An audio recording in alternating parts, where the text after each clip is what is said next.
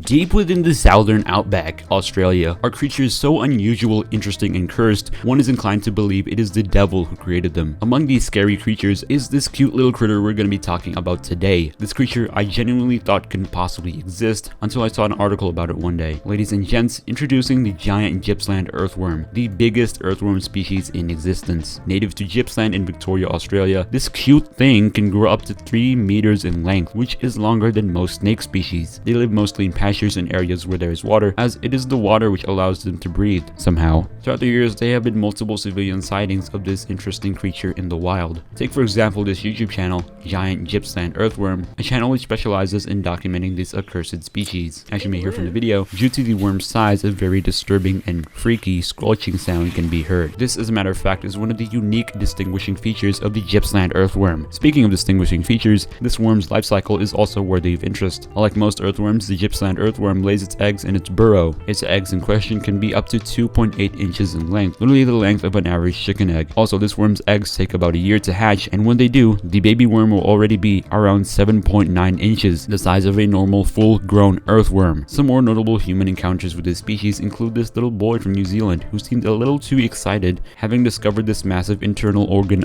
specimen in his backyard, even trying to convince his dad to allow him to keep it in a plastic bag. Although I'm not entirely sure whether this is a Gippsland earthworm, as it's not in Gippsland. David Attenborough's also featured this species in one of those documentaries of his, because of course he does. Some additional somewhat entertaining things related to this bizarre creature are the comments on this Reddit post showcasing this species.